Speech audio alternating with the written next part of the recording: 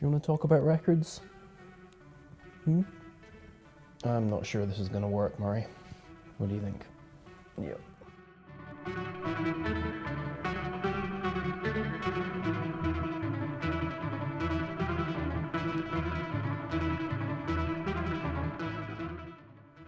Hey folks, Jamie here.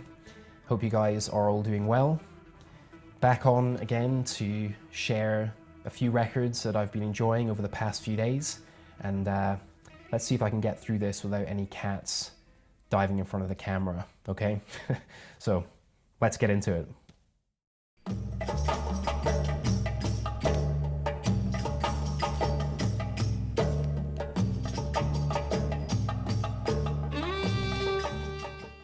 Alright, first up here is this fascinating record by the bass and oud player Ahmed Abdul-Malik. This record is East Meets West on the RCA Victor label, recorded in 1960. And yeah, the backstory to this is pretty interesting. So he was born as Jonathan Tim, but in the early to mid-1950s, after attending music school in New York, he was kind of a contemporary of Randy Weston, and he joined the Muslim Brotherhood, which was a kind of, at that time, a group of predominantly black intellectuals who were effectively renouncing their born names, their effectively slave names that were associated with white Christianity. And it was really a means for them to try and detach themselves from the history of slavery and white ownership, and to reconnect with the broader Islamic world in a way to sort of reignite and revitalize black identity as a broader part of black culture and the kind of African diaspora. And he was one of quite a large number of musicians who were going through this transition at this time. The likes of Ahmed Jamal, Art Blakey for a time, who went by the name of Buhaina, Kenny Clark went through this process, Yusef Lateef, of course, who else? Sahib Shihab also. So there were a large group of musicians kind of operating within this field, and actually around about this time they formed a kind of rehearsal group known as the Messengers, which went on to become the roots of the Jazz Messengers. However, he was particularly fascinated from an early age with the relationship between North African and Middle Eastern music and the blues. And he was really looking to try and explore that with other musicians, but record labels just weren't interested. Venues, they were really struggling to play this kind of music. Because of their faith, they didn't want to perform this music in anywhere that served alcohol. So they really struggled for places to perform. Now, he was a sideman on a lot of great records, probably best known for the music that he made with Thelonious Monk. And it was actually through his dates with Monk and John Coltrane, their kind of legendary stints at the 5 spot, that the ideas for this record and the one that came before it, Jazz Sahara, really began to crystallize. He talked about the ways in which Coltrane had really pushed him to develop some of these ideas, and of course he appears on Coltrane's Live at the Village Vanguard sessions playing the oud, which you can see him with here on the cover. So through his associations with Monk, Monk seems to have persuaded Riverside to give him a go on a recording date. So he laid down his first record, Jazz Sahara, which is a fantastic record. And off the back of that, RCA Victor picked him up for the second one. Now, I think that was partly to do with, there was this real fascination in this period with the kind of exoticism of the Middle East and North Africa. And it's, you know, it's really a kind of Orientalism in that fascination, I think, for those familiar with that concept, that idea of kind of white Western consumers and intellectuals playing up the kind of otherness and exoticism of the music of other cultures in a kind of fetishized sort of way. Think about, at this time, this rise of like belly dancing music, and if you look at a lot of the covers of those albums, they have this this kind of strange like sexualization and mysticism of everything that's happening underneath, but it's primarily there to be like a soundtrack to your dinner party.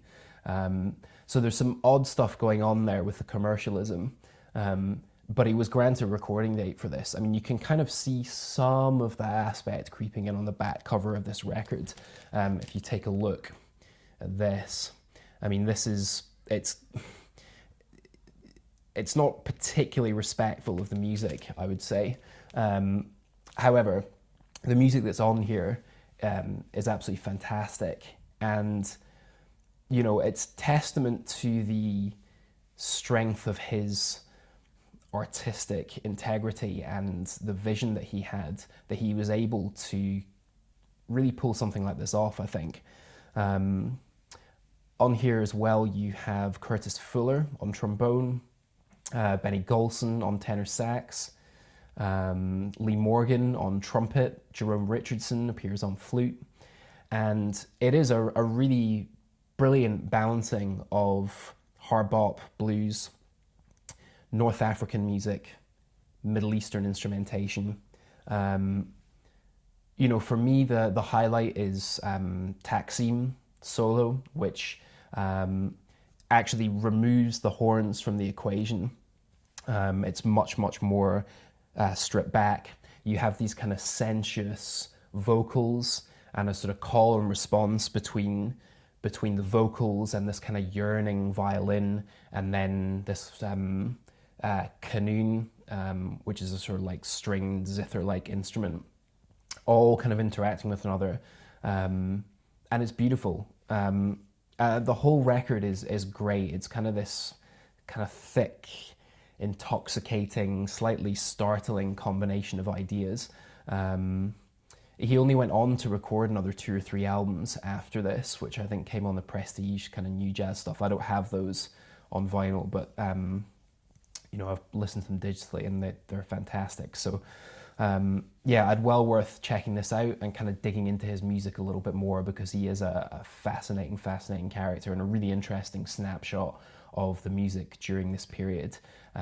Yeah, so go check it out.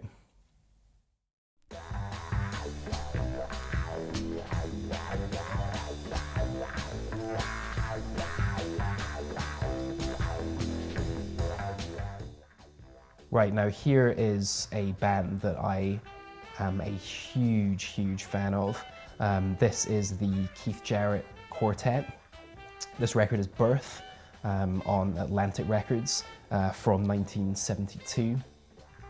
And to me, this is one of the great unheralded bands in jazz. In fact, I would go so far as to say that this group, along with Max Roach's quartet of the late 70s, early 80s, with Reggie Workman, Cecil Bridgewater, and Billy Harper, is one of the last great working bands in jazz after the John Coltrane Quartet, specifically in the quartet form, I should clarify. So yeah, on here, Keith Jarrett, the mighty Charlie Hayden on bass, the iconoclastic Paul Motian on drums, and the monstrous Dewey Redman on saxophone. And what I love about this group is it's a kind of melting pot, throw everything at the wall kind of band. And in many ways, it's the yang to the yin of Blue Note records. So what do I mean by that? I think a lot of you out there will, like me, love the music made on Blue Note. None of this is meant to be a sort of a qualitative judgment on any of the music here. But Blue Note, in a sense, is like the essence of the way that a lot of us think about jazz, right? So it's immaculately recorded. Most of the records have this singular vision on them. The compositions have usually a sort of coherent theme around them. Each musician plays their own single instrument in a really sharply defined way. And I guess everything about it screams kind of coherence, creativity, and in some ways sort of the ideal of what we think of as what jazz should be. This is like the polar opposite of that. This is like mongrel music. It's like pure 70s melting pot stuff. You have free jazz on here, elements of like country music, pop, rock, you know, everything that was happening in this period is all in this music. It's raw, it's open-ended, it's really just kind of four free spirits just going at it. And it's an astonishingly prolific band. Between the Atlantic dates and then the run on Impulse, which I think was 9 albums over 6 years, and then another 3 on ECM. I really think it's Jarrett's greatest band. I think it's the best music he ever made. Yeah, just like staggering levels of creativity. I will say the music is wildly inconsistent. Every single record tonally is all over the place. This one's no exception. It has a kind of ornette-ish, like free winding kind of folk no time piece. There's a track that could only be described as like fuzz rock. It's the only electrified thing that this band ever did, but it's got Charlie Hayden playing his upright bass through a wah-wah pedal, and Paul Motion just playing a rock backbeat, and it absolutely slaps. It's fantastic. There's a kind of pointillistic duet between Jarrett on piano and Hayden on saxophone. And then there's this kind of wild, free percussion piece that features like steel drums, clarinet, Chinese musette, recorder. Jarrett plays soprano as well. I mean, I think a lot of people have an idea of what Keith Jarrett's music is, and they'll probably think primarily of solo piano, Colne concert, maybe the Standards Trio, fantastic Standards Trio with Dee Jonette and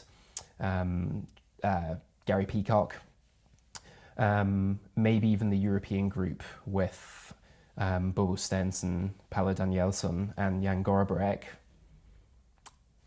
I think this is the best of Jarrett. It's got everything in it, everything. And if you kind of enjoy maximalism in music, where it's just like every idea that every musician has kind of all happening at once, go check out these records. This one's great, Birth, but I think really if you're going to start with one, it's probably one of the Impulse records like Fort Yawa, or Shades, actually. Shades is probably the best, so maybe go check that out. Anyway, fantastic music, fantastic band. God, I love these albums so much. Yeah, Keith Jarrett Quartet, stunning.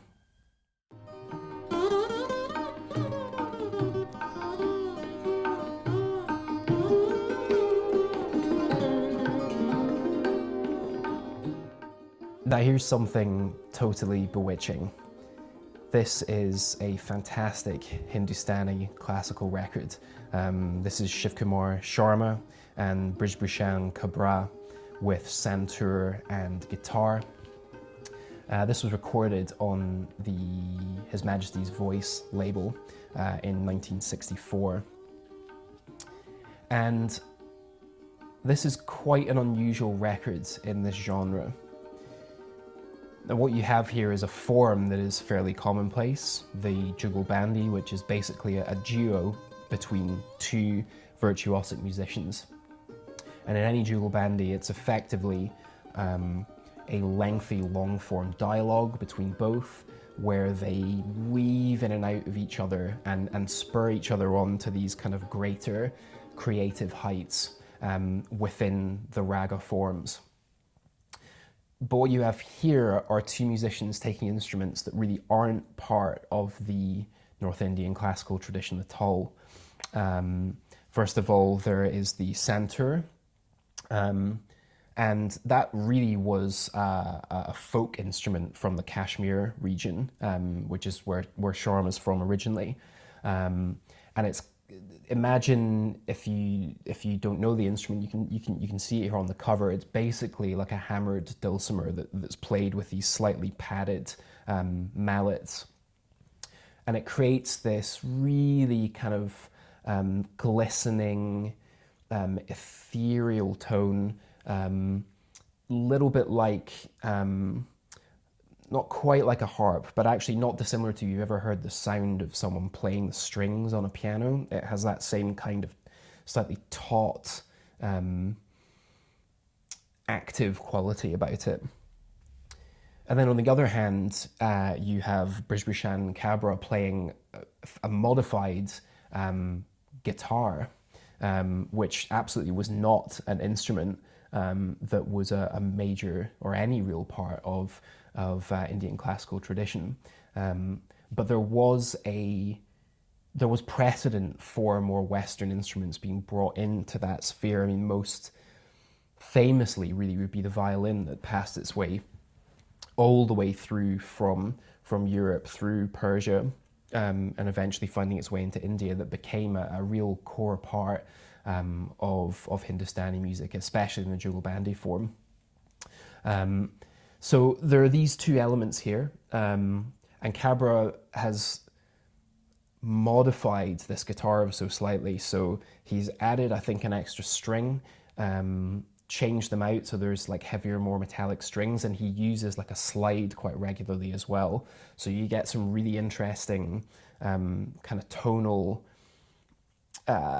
shifts on here, where, you know, it's a million miles away from a guitar. Sorry, from a sitar, I should say.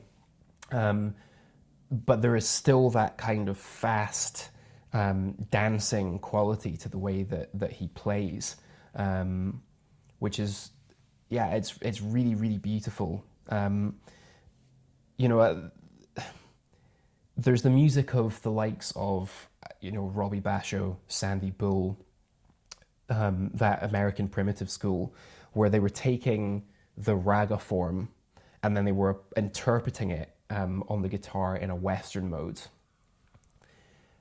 This is like the inverse of that. So you have an Indian musician taking the guitar and reinterpreting it into the raga mode. So this is far, I think it's like a far more pure exploration of what the raga can really be on a guitar. And of course, ragas, for those that aren't necessarily too familiar with them, they're all, first of all, they're all meant to be expressions of the human voice. So each musician interprets the raga through their instrument as if they were singing. So the idea is you bring out your own human quality through your instrument. But the other thing is that they're meant to be performed at specific times of day. And all of the ragas on this record are late night ragas. They're all midnight, twilight, and the first break of day are when these are meant to be heard. And so as a result, they all have this slightly pensive serenity to them. But there's still something joyful in there, something playful, as these two musicians intertwine and discover one another. You know, and it's beautiful music, it's joyful. And it's a whole world, I think, that you can really, really get lost in. And I highly encourage you to do so if you haven't listened to much Indian classical music. It's stuff I've only really delved into in the last 12 to 18 months. But I can't really imagine life without it now. There's something really purifying and cleansing about it. And there's a real vitality about the music that you don't find in many other places. So yeah, please go check out more of this kind of music if you can. It's stunning.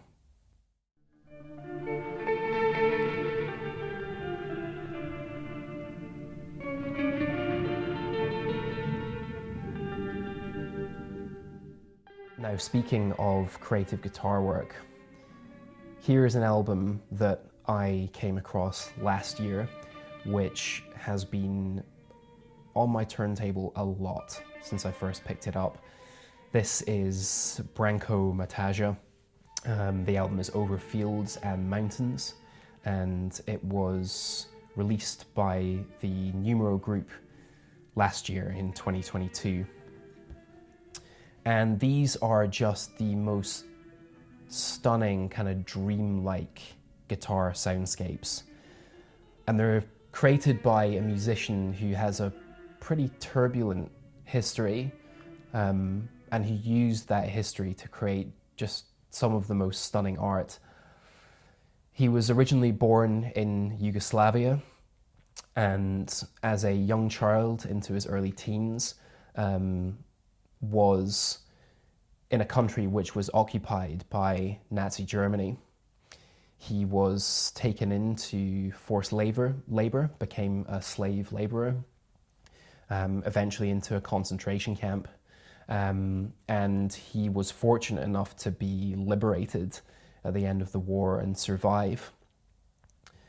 From there, he moved to the UK, had a brief time there, working as a barber, having fallen into that career after being liberated and basically following American units around providing services to them. And then from there, he moved to the US, first of all to Detroit and then to Los Angeles. He loved guitar from an early age. He built his own guitars by hand. And he built his own studio when he moved to LA as well. He effectively trained as an electrical engineer, and then built everything himself. From the instruments, a lot of the recording equipment was kind of cobbled together. So it's a fascinating backstory, and what you hear on this record is him kind of reimagining and deconstructing these old Slavic folk songs of his childhood. And they're really, really moving, kind of haunting. Yeah, it's as if he's trying to create some kind of sonic connection or thread from where he was thousands of miles away in Los Angeles, back to his homeland. But not just back to his homeland as it was at that time, but back to his homeland as a child. You have this sense of longing, of nostalgia, you know, and there's these amazing use of like tape delay and reverb and overdubs, and they all kind of swirl together just to create this music that really is just like it's like a meditation on memory. Really, you're living in this world of a man remembering a kind of lost childhood and a lost innocence, and it's profoundly moving music, and it really sticks with you. Yeah, so once again, I would really urge you to go check this out. It's really fantastic. That's Branko Mataja with Over Fields and Mountains.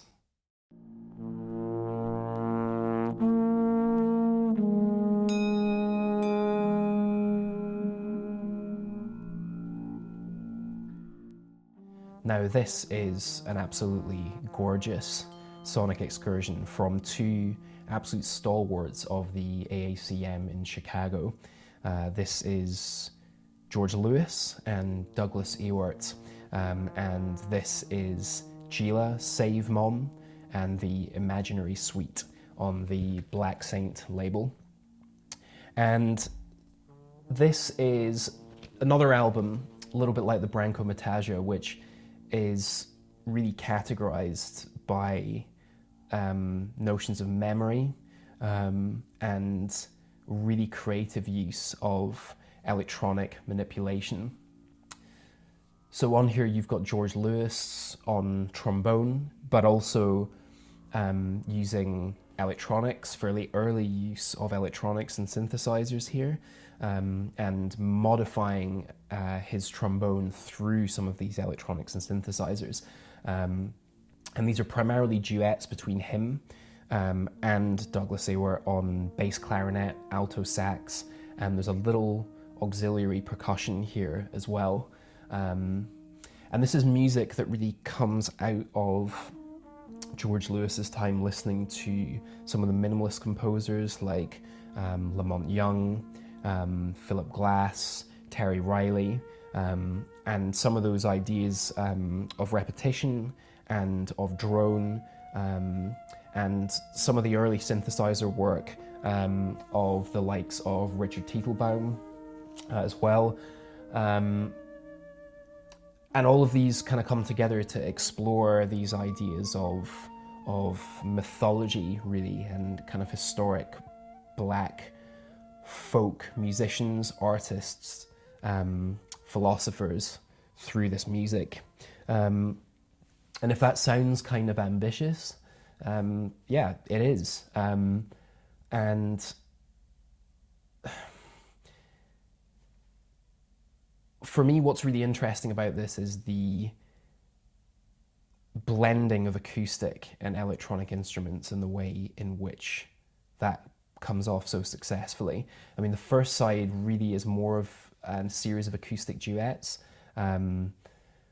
More, I think, to those who know the kind of AACM aesthetic quite well, specifically some of the work that the likes of Michael Richard Abrams or Henry Threadgill were exploring. Some of the ideas in here, Braxton actually, particularly Braxton, you'll maybe recognize that in some of the duet work on the first side. But for me, it's the second side that really holds the keys to this record, and is the stuff that really kind of floored me when I heard it. And that's the Imaginary Suite in two parts. And it's these kind of homemade electronic instruments and how they connect with the acoustic sounds on here.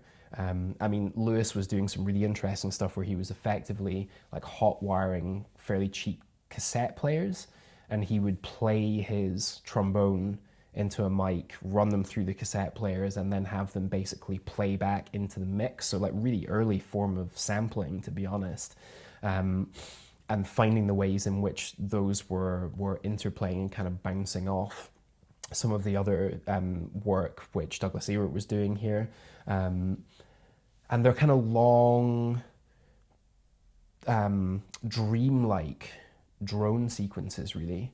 And it's interesting that, to me, that music on the second side really feels like a passage or a journey, like over water or underwater. There's something river-like about it. Yeah, as if you're being taken on a journey across a river by these two explorers. Yeah, really, really interesting stuff, this. Side 2 is well worth spending some time with. So, yeah, highly recommended. George Lewis and Douglas Ewart, the Imaginary Suite.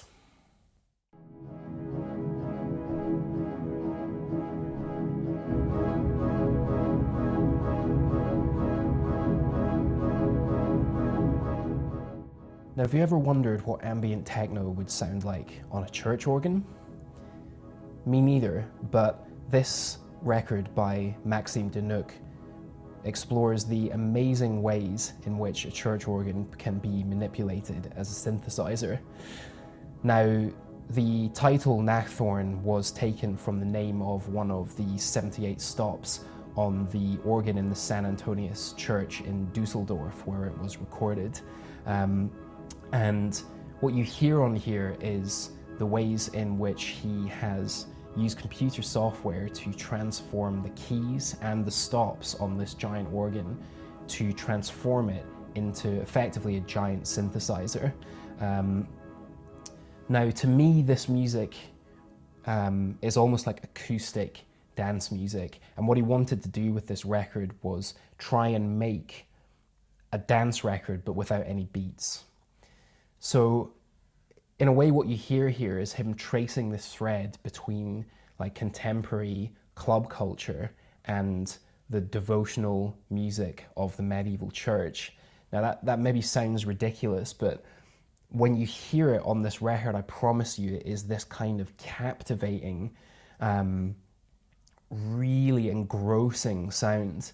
The only thing close to it that I've really heard, to be honest, is there's actually speaking of Keith Jarrett earlier, there's a Keith Jarrett record, Hymns, Spheres, on ECM, and some of the tracks on Spheres come close to this and sort of exploring the unusual sounds that you can create with a large organ. But this is far more pulse-led. It's like these kind of like suggestive, kind of living, breathing drones. And it creates this kind of like musical bait and switch. It's almost as if your brain constructs the beat in your imagination. The pulse in here is so churning at times that it's almost like a musical sleight of hand. There are times where you feel like you can hear the sort of distant thudding of a bass drum. And it's gorgeous. It's another, like a few of the records I've been listening to recently, it's another of these albums that at its heart is actually quite poignant. It's poignant music. But it's worth spending a lot of time with, I think. And the sounds on here are it's almost like you're listening to the distant memory of like a long forgotten party or something like that. You know, it's like buried deep in your memory and you just can't quite grasp at it. It has that crystalline, like liquid mercury quality to it. This was one of my favorite albums of last year, and not something I necessarily would have expected that I would have listened to. But again, I'd urge you to check this out. It's currently being repressed. Should be available again from next month. Stunning stuff. Maxime, Denuc, Nachthorn.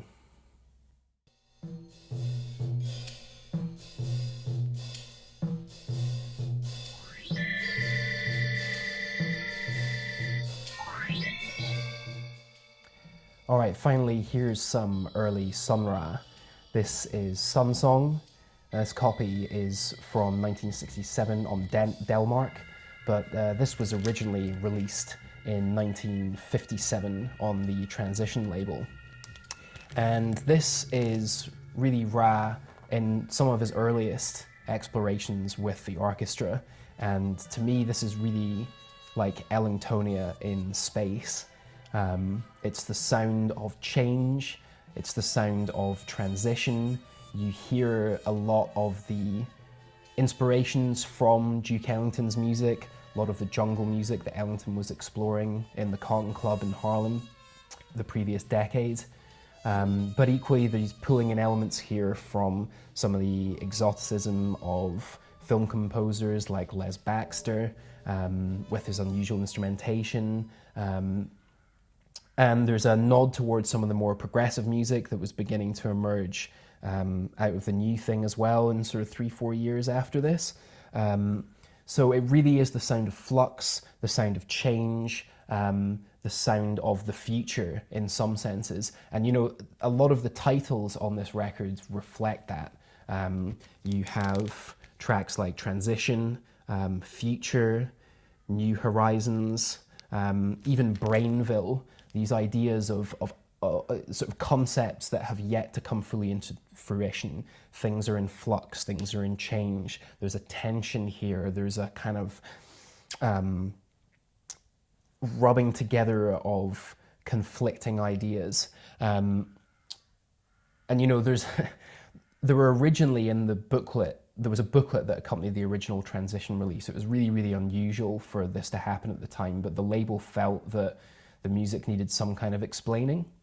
And Sun Ra wrote a fairly lengthy booklet sort of explaining his concepts and the ideas within the record. And of Sun Song, which is the last track on here and which is also my favourite, he said, "This is one of the songs which they say people will not be able to understand." Which, to put effectively in your liner notes for your own record, I think is fantastic. Which they say people will not be able to understand. They presumably being the record label.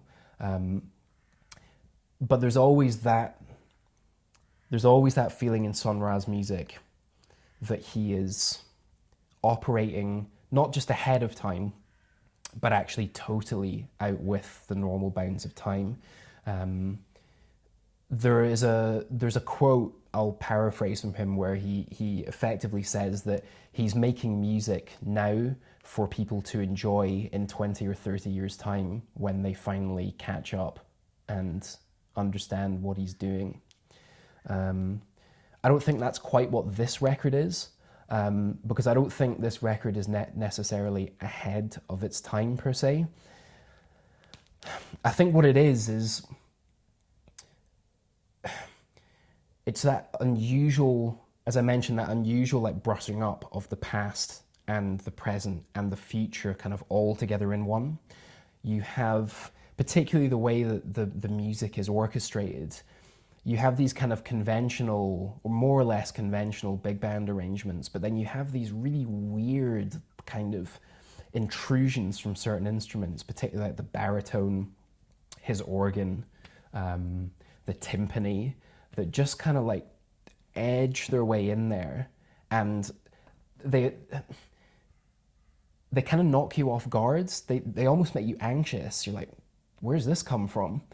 Because it just kind of takes you out of the comfort zone of the music that you're in, and nothing's quite where you expect it to be. And I think that's that notion of past, present, future all being there together in one, like they're all existing within the same space. That's one of the great things about his music. And I get that on this record. It's familiar, but it's uncomfortable. And I enjoy that discomfort on this record. I enjoy it's the sound of surprise, isn't it? Yeah, so great example of early Sun Ra. Great artwork as well on this repress, actually, I have to say. This artwork, the original artwork on the Transition label, was by Reed Miles, who we all know for his Blue Note covers, but the original cover has this kind of like Mondrian, like gold and black, impressionistic painting. This is gorgeous, gorgeous cover by a woman called Lainey Abernathy. And she was actually the first Black American woman to ever have credits for a cover design in music. So that's what you're seeing here as well, is some real history. And she was a real pioneering female artist in the black arts movement in the late 60s and early 70s, and did a number of labels for Delmark as well, including a couple of really iconic ones for Joseph Jarman as well. So a little bit of extra history there for you too. But yeah, this is a terrific, terrific record. Sun Ra, Sun Song.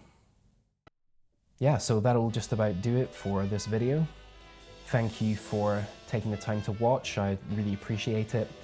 Thank you for your comments on the last video. Please keep them coming. Tell me if you enjoyed those records, if you went to check them out afterwards, or if they're new to you. Yeah, I'm enjoying the dialogue, so let's keep that going.